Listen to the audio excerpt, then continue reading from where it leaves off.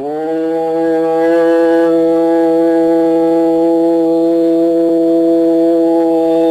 ஈஸ்வரா குருதேவா. கோடி பணங்கள் இருந்தாலும், கோடி கோடி செல்வங்கள் இருந்தாலும், நமது வாழ்க்கையில் நாம் சந்தர்ப்பத்தால் நுகர்ந்து கொண்ட கடும் நோய்களாக உருவாக்கிவிட்டால் இந்த உடலும் நமக்கு சொந்தமாவதில்லை. கோடிக்கணக்கு செலவழித்து பங்களாவை அமைத்தாலும் இந்த உயிர் இந்த உடலை விட்டு சென்ற பின் இந்த உடலை எதை சேர்த்து கொண்டதோ அதன் நிலை கொண்டு அடுத்த உடலுக்குள் தான் செல்லுகின்றது. ஆக இந்த சொத்தும் இதுவும் நமக்கு பயன் தருவதில்லை. நமது மக்களும் அதை பெறப்போவதில்லை. அதற்காக இந்த சொத்திற்கு மற்றதற்காக போர்முறை வைத்து வேதனையோ வெறுப்போ இதை போன்ற நிலைகள் நம் உடலில் உருவாக்காதபடி அதை கவனமாக பார்த்து கொள்ள வேண்டும். ஆகவே நமக்கு பெரும் சொத்து, அழியா சொத்து, என்றும் நிலையான சொத்து நாம் இந்த காலை துருவ தியானத்தில் எடுக்கும் சொத்தை பேருந்து பெருவாழ்வு என்று சொத்தும் பிறவியில்லா நிலைகள் அடையும் நிலை. மனிதனாக பிறந்த பின் நமது எல்லை இனி பிறவியில்லா நிலை.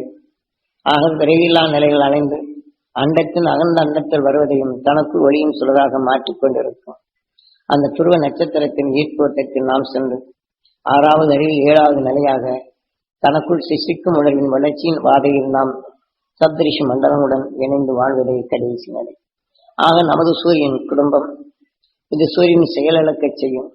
ஆனால் இந்த வாழ்ந்தாலுடைய ஈர்ப்பு வட்டத்தில் வரக்கூடிய கோள்களும் இவை அனைத்தும் மறைந்துவிடும். ஆக சூரியனுக்கு உணவாக எடுத்துக் கொடுக்கும் நட்சத்திரங்கள் இது ஒவ்வொன்றும் நம் சூரியனை போன்றே அது ஒரு பிரபஞ்சமாக மாற்றி விலகி செல்லும் நிலையில் வந்துவிட்டது. அதில் கார்த்திகை நட்சத்திரம், தேவதை நட்சத்திரம், இப்படி சில சில நட்சத்திரங்கள் சூரிய குடும்பம் போல மாறுவதனால் நமது சூரிய குடும்பத்திற்கு வரும் சக்திகள் இழக்கப்படுகின்றது. இப்ப நாம் நமது வாழ்க்கையில் நம்ம குழந்தைகள் பிறந்து விட்டால் அவர் தனி குடும்பமாக பிரிந்து செல்வது போன்று அவர்கள் பிரிந்து செல்லப்படும் போது நாம் பலவீனம் அடைகின்றோம். ஆனால் பலவீனம் அடையப்படும் போது நாம் குழந்தைகளிடம் எதுவும் எதிர்பார்க்க முடிவதில்லை. ஆகவே இதை போன்றுதான் இந்த சூரியன் அழியலாம். ஆனால் இந்த பிரபஞ்சத்தில் உருவாக உயிர் அந்த மகிழ்ச்சியில் கண்டுணர்ந்த உணர்வின் வழியில் நாம் செல்வோம் என்றால் என்றும் வேகா நிலை.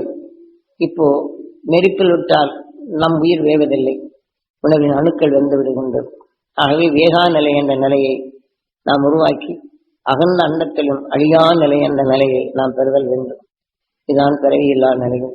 ஆக இந்த உடலில் நாம் இதை உருவாக்க தவறினால் அடுத்த சந்தர்ப்பம் எப்பவோ என்று நம்மளுக்கு தெரியும். புழுவாக பூச்சியாக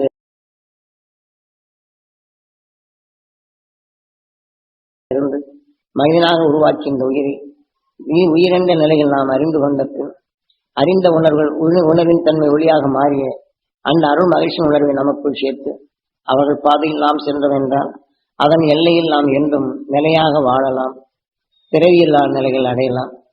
ஆக இந்த பிரபஞ்சம் அழிந்தாலும் பின் நம்முடைய எதனின் சேர்க்கையில் இன்று துருவ நட்சத்திரம் இருக்கின்றதோ அதன் ஈர்ப்பு வட்டத்திலே அகன்ற அண்டத்திலும் சுழன்று சென்று வரும் உணர்வுகளை உணவாக மாற்றி ஒளியாக மாற்றிடும் திறன் பெறுகின்றது.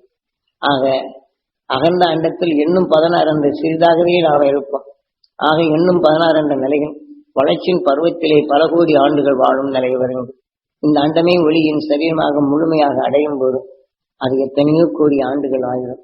எத்தனையோ கோடி சூரியங்கள் உண்டு, எத்தனையோ கோடி கோள்கள் உண்டு.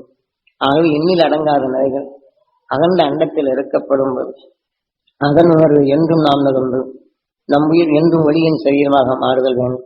நமக்குள் உருவாகும் உணர்வினை வெளிப்படுத்தும் போது சூரியன்கள் கவரும் போது பல சூரியன்கள் எத்தனையோ கவர்கின்றன.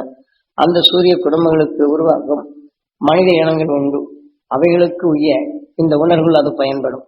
அவர்கள் தீமைகள் வென்றிடவும் இது வரும். ஆகவே நாம் உலகை காத்திடும் கடவுளராக நாம் என்றும் நிலை கொண்டு வாழ முடியும்.